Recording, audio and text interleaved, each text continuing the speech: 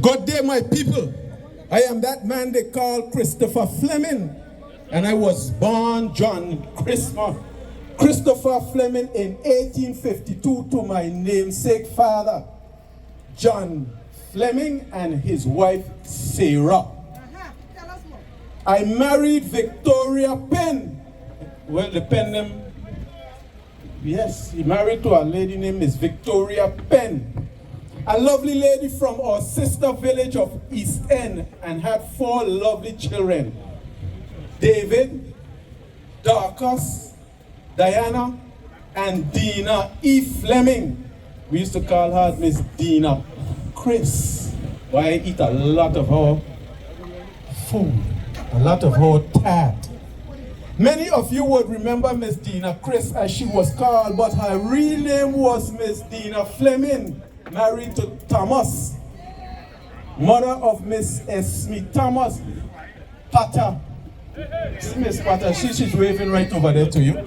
See Miss Potter, yes? Yes? Used to say the Toma.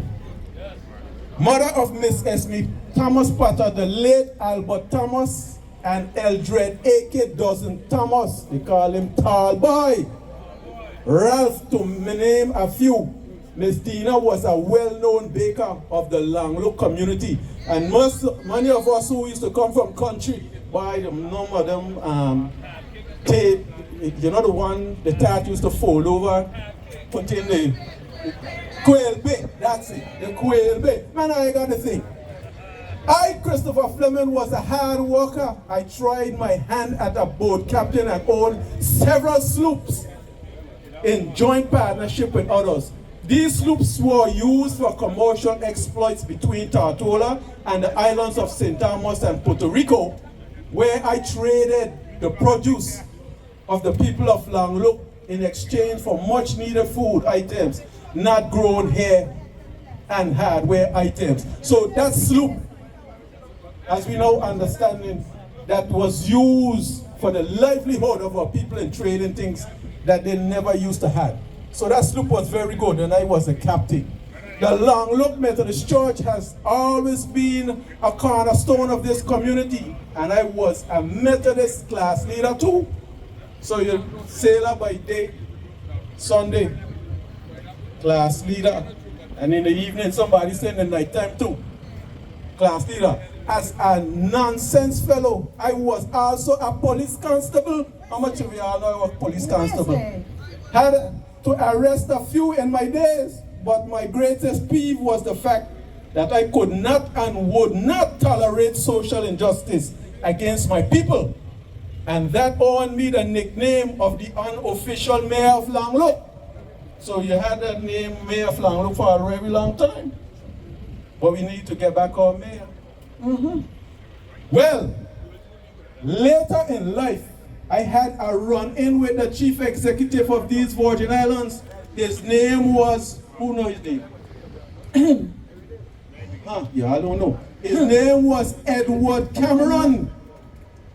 Yes, and he was the president living downtown in Mount Olympus, called the government house today. Things were so hard and the taxes were ridiculous. We had to do a little smuggling. Let me say that again. Things were so hard and we had to do a little smuggling on the side to make ends meet. And Langlo Marinos were not the only ones. So you understand it. The only Langlo, not only ones, everyone was smuggling. On return from one of our voyage in 1890, with all types of goods for my Langlo people, the customs officer found a small quantity of tobacco. A small quantity of tobacco on the boat. A little thing.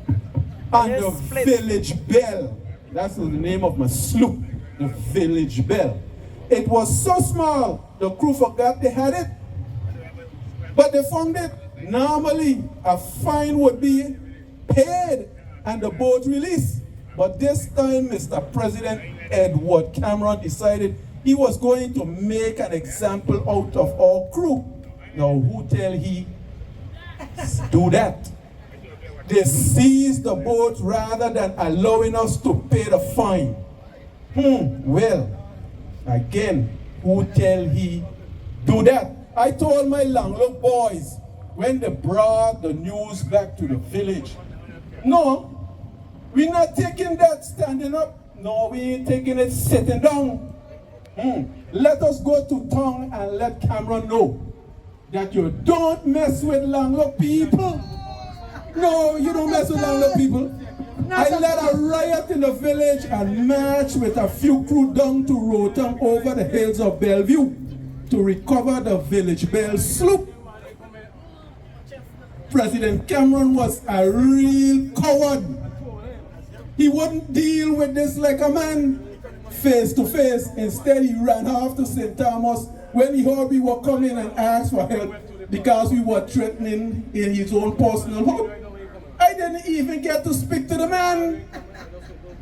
They sent troops from St. Thomas and Antigua. The Antigua troopers came out to our Eastern Methodist Church. Long story short, they rounded up me and they rounded up my boys to take to Antigua for trial. When they were shipping me to Antigua the next day, they had the heart to ask me how I feel today. Imagine that. I calmly said, same as yesterday. I was imprisoned in Antigua for 6 months. But I am satisfied that I acted in the best interest of my people, the people of Langlook, by sending a message to Britain about the kind of representative behavior the government authorities were exercising against our people at the time. Well, I am dead and gone now since 1930. But if I had to do it all over again, I would rise from the grave and represent the best interests of my people of Langlook. I, Christopher Fleming. My people also stood by my side, and when I returned from Antigua, and since then, I was considered a national hero. Yeah. Thank you, my people. Good afternoon. This is Leslie Franklin Magone. And that is Franklin with an I, not a Y. But most people know me as Sugar Daddy. Except for the one Y and the Z generation who too even young to know that.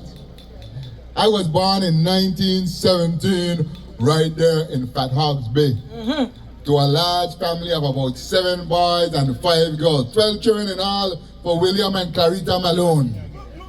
Many of the parents in those days had a ton load of children because we had a lot of work to do. But we were happy, close-knit families. Both of my parents were descendants from Langlook people. So I am from Langlook to the bone. I grew up like most boys, helping my parents by doing the daily chores all in the morning before we head off to school. I did this. I started trying to find my calling in the world. I did some farming, some fishing. I used to turn your hand to whatever. Some carpentry, some mason work in St. Thomas, like all the other boys. But I had a dream that I should step out and represent my people in our own local legislature. I was there for the first legislature to represent this area from 1954 to 1963. As a member for trade and production, I gave it my all. I was part of getting the land acquired at Beef Island for the airport, which have Toronto on it now. And the Barracuda Bay stock farm, which maybe should have my name on it, but that's another story. I took Lawrence Rockefeller to look at Licks Bay in Virgin Gorda. There was no dock there at the time. So when the question comes as to how Mr. Rockefeller gonna get ashore, guess what happened? I took that man, 6'2" or 3", and he was a tall fellow, on my back from the boat to the shore. He must have said, "These big guy man, strong and strapped in, so I better walk along with them." So he built and he opened up the Licks Bay Hotel in 1964. I was part of ensuring that there was an Alien Landholding Regulation Act to restrict the sale of land so that our people would not sell out all the land and leave none for the generation yet unborn. But Lord, looking forward now, I see pure disaster as I see I sit back and allow the constant sell out of our inheritance. Shame on I. Shame on you. I was part of our territory's decision to remain outside of the West Indies Federation and to use the US dollar as our official currency. The green dollar? I was, yes ma'am, the greenback. I was also a believer in the fact that our people should get education at all levels. So I set up a transportation service for school children from up here to be going to school in town from Eastern Langley straight to town for their secondary school opportunity. And yes, my people, it was I, Leslie Franklin Malone, who listened to your voices and your requests to have our own holiday in Eastern and Langlook or August, when this celebration go way back to 1957. And we can't stop it now. Not at all. So this is our day. Our August Wednesday Emancipation Day. Celebration in Eastern and Langlook, and no one gonna take it away. You hear me? No one gonna take it away. So see you next year, when I will rise up from the Malone family burial ground, just like Christopher Fleming said he rising up, I rising up too. And just how we say you were a class leader in the Methodist Church, I was a local preacher in the Methodist Church. I hear even that boy Dawson when Cocker said he could remember when I used to preach. So I'll be coming up on the burial ground. But so, I want you to enjoy yourself this year, and let's make next year grander and grander. God be with you all. Awesome, awesome. People of Eastern Langlook districts, visitors to our shores, I am yours truly, Willard Whitley, the son of the soil. I was born on 16 July 1915 in the James Young village, the best village here in the eastern end of Tortola. My parents, Charles grandson Whitley, and his lovely wife Cornelia, were well known, so much as was expected of me. I'm a product of the Eastern Methodist Church, Methodist School, and Methodist Sunday School, where I excelled as a student. My teaching career began as a pupil teacher back in 1932. At my alma mater, there everyone knew me as Teacher Willard, and later on we called him the old man. Honorable Terrence stole my line. If he thinks everyone knows him, well, he certainly knows me. I taught everyone here in the Eastern Langlook. After successfully completing the primary level education, I studied for my qualifications as a pupil teacher. Some of the students that I taught were about the same age and something older than me, but I wasn't afraid of them. You notice my height and size? I taught during the day and I took lessons during the afternoon. Within 5 years, I had passed 4 teachers' exams. And at the young age of 23, I was appointed headmaster of the Langlook School. And thereafter, I served as headmaster in every school in the BVI, in the colony. Within 5 years, I had passed 4 teachers' exams, and at the age of 23, I was appointed head teacher of the Langlook School, then an infant school with a roll of about 75 students. Shortly after, I was appointed as headmaster of a full primary school in West End. Then a remote village reachable by sailboat horseback or by foot. I took a sailboat most times or lived in the area. 3 years later, I returned to my home at Easton, and as headmaster of my alma mater, the Easton Methodist School. And it was there my career as an educator came in full flower. If there was ever a time in the history of education in British Virgin Islands when it could be said that the system rested on the shoulders of a great giant, it would be in that period, spanning the years 1964, 1965, and 1966, when 10 of the territory schools were headed by former pupils of the Eastern School or Chapel Hill, who were tutored and supervised by I, was teachered and supervised by me. I was so proud of these educators, head teachers, and other stalwart educators that as Florence Thomas, Fruities, Vanna Penmal, Lucia Potter Walters, Granny Smith, Jenny Smith Whitley, Charles Whitley, and many other outstanding citizens of the area of Longlook and Easton. I left the education system in this area in particular in their good hands and move on to the public service and politics when I represented the Longlook Easton District from 1971 to 1979. You must understand that in the period of 1969 to 1971, Willard Whitley served as permanent secretary. And then on a good day in 1971, just 2 months before election, he resigned to run for council. And he became the kingmaker.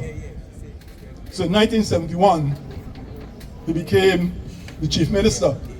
It may have appeared unusual for a newly elected member of the Legislative Council to go straight to the top of the territory, chief minister. But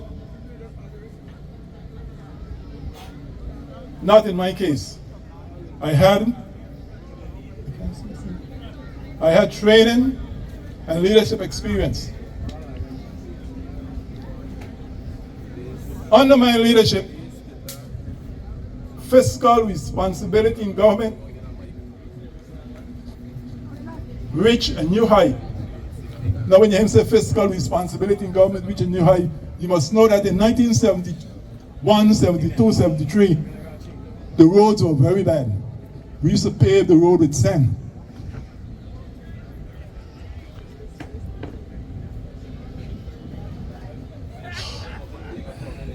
In other words, I took the BVI out of grant and aid, where we no longer needed assistance from the United Kingdom.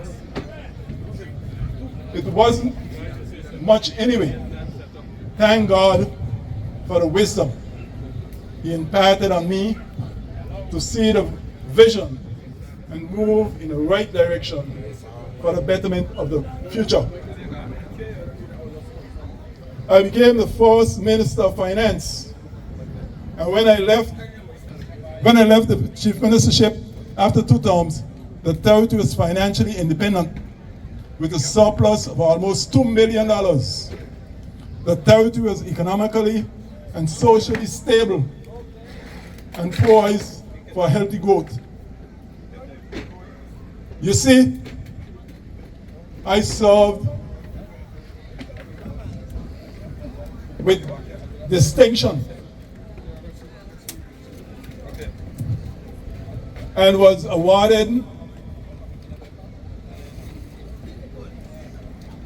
the MBE for my years of service to my community and the territory.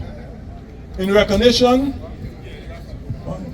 of outstanding service and achievement, I was awarded a doctorate of letter of laws degree from Pepperdine University in California.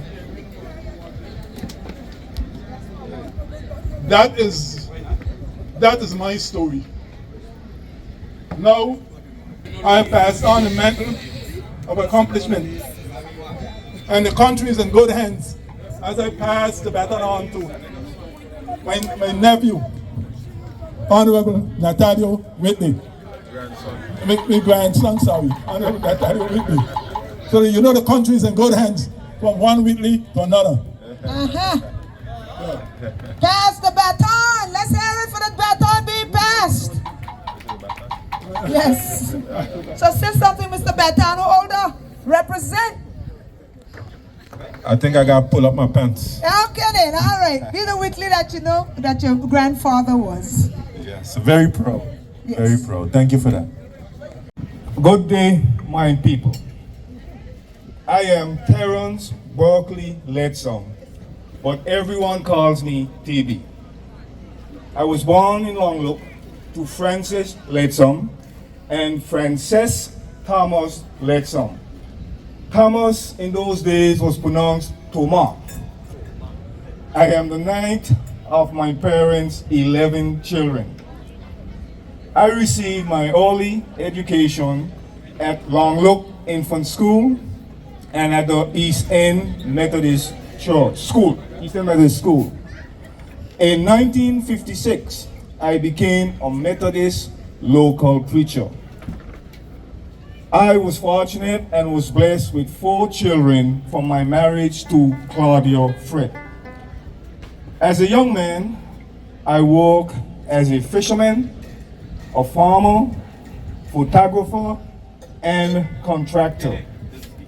Back then, times was tough and so hard, I had to go to St. Thomas to find work to support my family. But all that hiding from the immigration was not for me. So I decided to come home and began my contribution towards the development of my country. My political journey began on November 4th, 1963, when I was elected to the Legislative Council to represent the people in the East End and Longlook area. In 1967, I ran for re-election and the people elected me to serve my 2nd consecutive term. When I ran in 1971 for my 3rd consecutive term, I was defeated by Mr. Willard Whitley. During the 1975 election cycle, I ran again against the Honorable Willard Whitley and lost. In 1979, there was an increase in the territory electoral district, which resulted in Eastern becoming an 8th district and Longlook the 7th. My people, I ask you for permission to be a representative for this newly formed district. You rewarded me by paving the way for me to run unopposed during that election cycle. Your unwavering support made me the first elected representative of the 7th district. My people, you demonstrated your trust and support for me for 20 consecutive years by electing me 5 consecutive terms to represent you. The meeting place for consultation and socializing with you, my people, was at the Sticky, my 2nd home. Major accomplishments during my tenure included I was the first Communication Works and Utilities Minister under the ministerial system. The building of multi-purpose community centers in the various districts. The establishment of police stations on all the major islands. Made provisions for electricity and potable water. Port development at Port Tassel, Roatan, and Weston.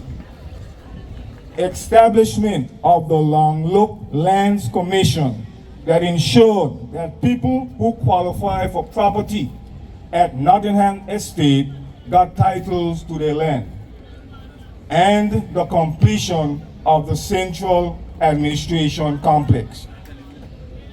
My outstanding record of service resulted in the Legislative Council naming the airport after me in February 2001.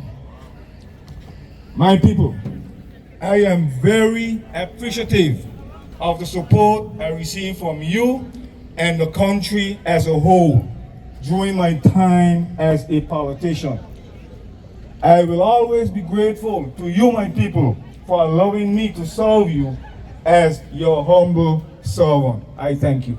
My people of Long Look, East End, and the entire territory, with some 50 years in public life as a senior administrator, 3-time legislator in 2003, 2011, and 2015, and the 5th district representative, I am remembered as not only a mother to my 3 precious children, but also a mother to the entire BVI community, and rightfully so.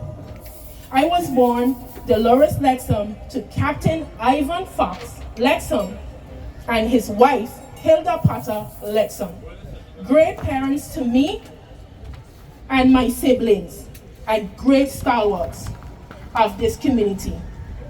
The Christopher came from Mr. Robert Bob Christopher, my loving husband from Mount Healthy area.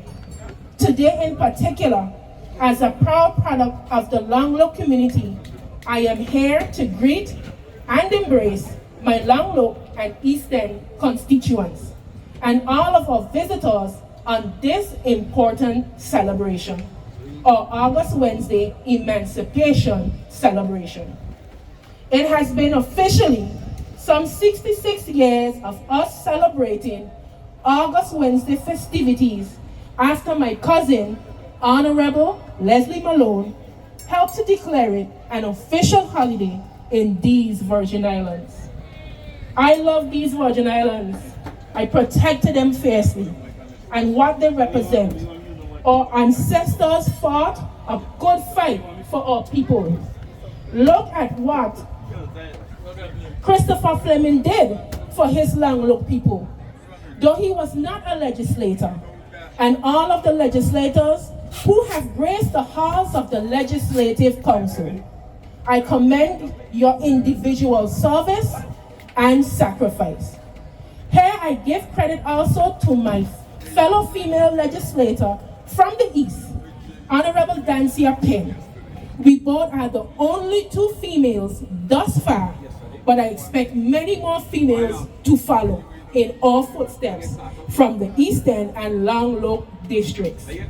My greatest contributions have been in the preservation of our historical and cultural heritage, including the Christmas on Main Street initiative, the Craft for Lives Village, the Virgin Islands Festival of the Arts, chairman of the Territory Day celebrations over the years, contributions to the Road Town and East End Long Look Emancipation Festival celebration over the years.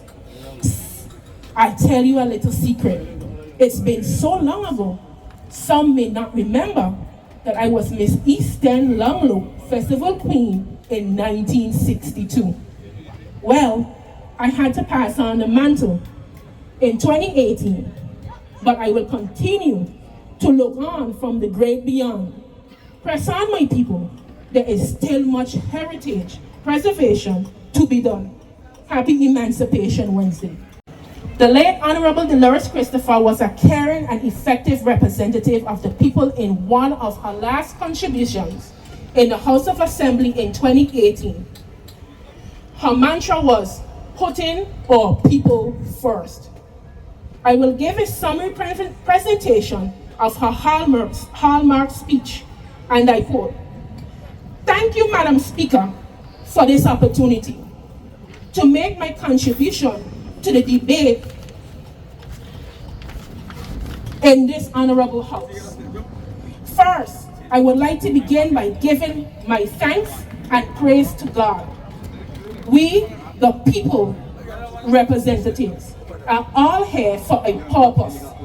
And each of us need to find out what is our purpose. Madam Speaker, none of us elected ourselves to this honorable house.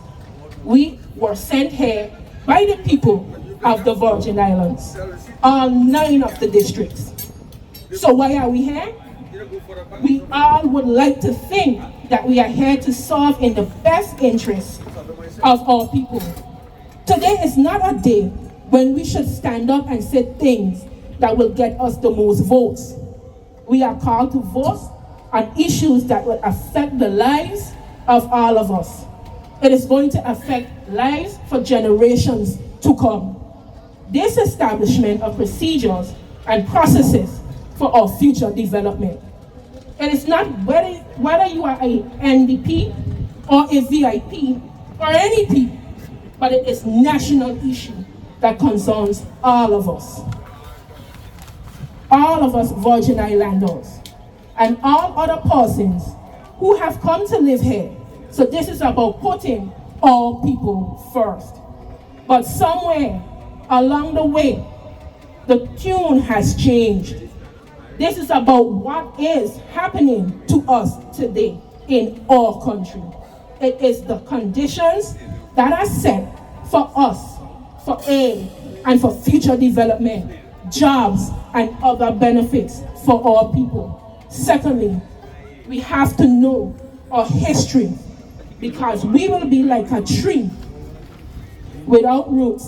It is always necessary to establish structures and protocols, but these must make sense and be beneficial and not to the disadvantage of our Virgin Islands. So may we be forever a stronger, better, and greener Virgin Islands. These were some of her last words before she left in 2018. May she continue to rest in eternal peace and rise in glory.